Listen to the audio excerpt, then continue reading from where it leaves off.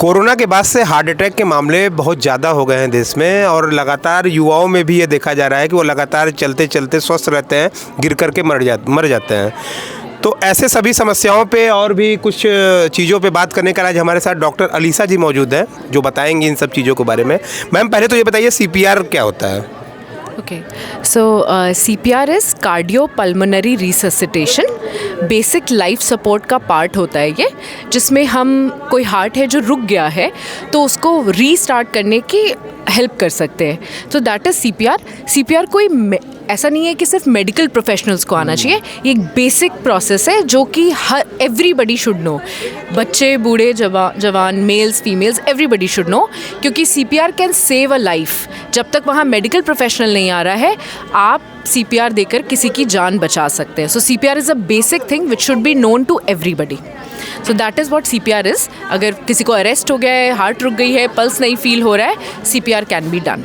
तो ये थोड़ा आप करके बताइए कैसे करते हैं, ये आपके पास है? ओके, सो फॉर एग्जाम्पल पहली प्रक्रिया शुरू कैसे करें? ओके, सो से आप कहीं जा रहे हैं और you see somebody fall down, कोई गिर गया है, तो the first thing would be आप सबसे पहले जा कर के उसको जगाने की कोशिश करेंगे। सो यू ऑलवेज से, कैसे हैं आप भाई साहब, क्या हो गया, ठीक है, ओके।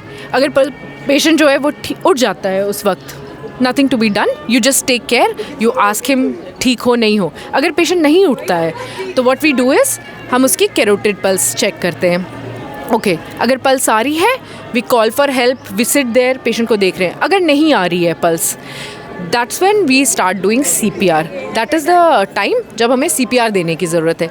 पल्स नहीं आ रही है, जनरली क्या होता है, पल्स नहीं आती है, पीपल डिक्लेयर अरे he is no more, but that should not be done. Pulse नहीं आ रही है, what you do is call for help, अरे यहाँ कोई गिर गया है, पल्स नहीं आ रही है, हेल्प करने आई है, and you start doing CPR। ये सब जो भी प्रक्रिया जो हमने की है, उसको जगाने की कोशिश, पल्स चेक किया, ये सब विद इन 10 सेकेंड्स होना चाहिए। Another important thing for CPR is CPR हमेशा फ्लैट सरफेस पे करना होता है, सीन सेफ्टी का ध्यान रखना है। कई बार कोई ट्रैक पे गिर गया, वहाँ CPR नहीं देंगे, या चेयर पे बेहोश हो गया है, वहाँ CPR नहीं देंगे। पेशेंट को पहले हमें एक फ्लैट सरफेस पे रखना है, उसके बाद CPR देंगे। सड़क के बीचों बीच हम CPR देंगे, हमारी जान को खतरा हो सकता है। So we always first ensure scene safety and that's when we do CPR। पर इन सब में बहुत टाइम नहीं वेस्ट करना है। Now the process to do CPR is कि in middle of the chest, basically at the level of xiphisternum, आप समझिए निपल्स के पास, यू स्टार्ट डूइंग CPR। आपको अपना ये एरिया जो है, इससे हम CPR देते हैं। We put this here, interlock, okay.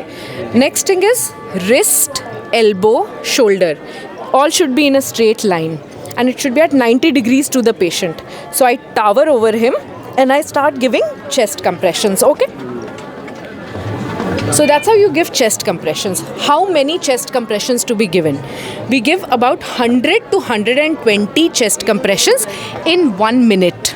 Okay, so what is an effective chest compression?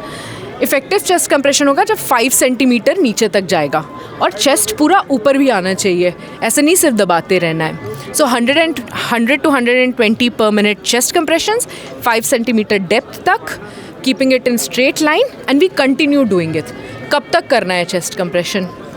तब तक जब तक कि पल्स ना आ जाए। कोई मैक्सिमम टाइम लिमिट नहीं है कि 30 मिनट्स हो गया, वो नहीं आया तो हम रुक जाएं, ठीक है? ओके, ड्यूरिंग दिस प्रोसेस आपने हेल्प के लिए बुलाया है, लोग आ चुके हैं, तो जो दूसरा बंदा या जो भी आया है वो यहाँ पे पल्स पे हाथ रख के चेक कर रहा है। वंस जैसे ही पल्स आ जाती है वो आपको बता देगा पल्स आ गई है, you stop. Another thing is 100 to 120 times पर मिनट बोलने में बहुत आसान लगता है, पर करने में इंसान थक जाता है। जब आप थक जाते हैं, एग्जॉस्ट हो जाते हैं, what do you do?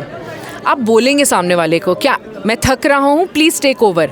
The moment आप अपना हाथ हटाएंगे, दूसरे बंदे का हाथ वहाँ पे आना चाहिए and chest compression should start.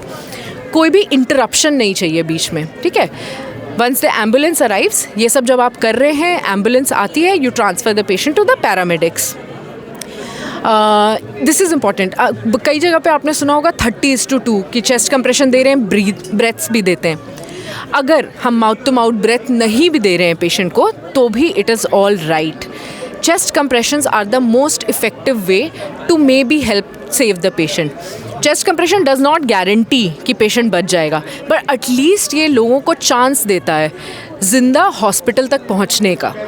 कई सारे लोग होते हैं जो बाहर पेरिफेरीज में होते हैं, किसी को पता नहीं होता है, they lose their lives, young people lose their lives because nobody knows how to do chest CPR। ठीक है, अगर सबको आता होगा ना तो शायद बहुत से लोग हॉस्पिटल तक पहुंच पाएंगे। तो that is why CPR is important. ये बताइए कि जो हार्ट अटैक के मामले हैं ये कोविड के बाद से ही ज़्यादा बढ़े हैं या कोविड के पहले भी थे? A pulmonologist or a cardiologist can tell you more about that. However, yes, of course, post-COVID, COVID had an effect. COVID का effect था both on the lungs as well as on the heart. So लोगों को ज़्यादा cautious रहने की ज़रूरत है उसके बाद। हार्ट अटैक के मामले उतने ही हैं, प्री कोविड भी पोस्ट कोविड भी, बट यस पोस्ट कोविड देखा गया है कि यंगस्टर्स में वो ज़्यादा बढ़कर आया है, पर उसके बहुत सारे रीज़न है, not just Covid. Yes, Covid एक रीज़न है लेकिन उसके बहुत सारे रीज़न है। सो ये कहना कि जस्ट बिकॉज कोविड आया और उसकी वजह से हार्ट अटैक्स बढ़ने लगे हैं यंगस्टर्स में, that would be wrong. But हाँ, कोविड एक रीज़न है ज़रूर, बिकॉज वो हाइपर कोएगुलेबिलिटी करता है। आपके बगल में कुछ मशीनें भी रखी हुई हैं फैजियस प्लस की, और ये एनेस्थीसिया के प्रकार, ये सब के बारे में भी 2 मिनट अगर आप बताएं। सो एनेस्थीसिया इज़ बेसिकली जब हम आपको बेहोश कर रहे हैं या पेन फ्री करते हैं ड्यूरिंग सर्जरी। ये जो मशीन है इसको कहते हैं anaesthesia work station, basically a sort of ventilator. ये सेम वेंटिलेटर नहीं है जो ICU में यूज़ होता है, ये हम ऑपरेशन थिएटर के अंदर यूज़ करते हैं। जब हम पेशेंट को पूरा बेहोश कर देते हैं तो फिर पेशेंट को ब्रीदिंग में हेल्प करने के लिए और एनेस्थीसिया को मेंटेन रखने के लिए पूरा जब तक सर्जरी चल रहा है ये मशीन यूज़ होती है।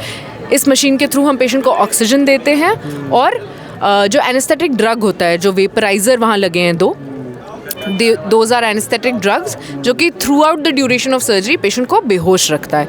जब सर्जरी ओवर हो जाती है हम वो वेपराइज़र्स को स्विच ऑफ करते हैं और पेशेंट का खुद का ब्रीदिंग आने पे हम उसको actually we put in a ET tube, trachea में हम ET ट्यूब डालते हैं पेशेंट को एयरवे प्रोटेक्ट करने के लिए।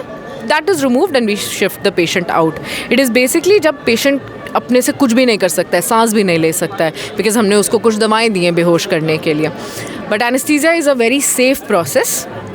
There are a lot of risks involved, but anesthetists monitor all of that. जब तक सर्जरी चल रही होती है there are anesthetists sitting who monitor all of that. So अब anesthesia is a very safe process and surgery का जो experience होता है, जो सर्जिकल स्ट्रेस होता है लोगों को कि पेन होगा, that has been taken care of.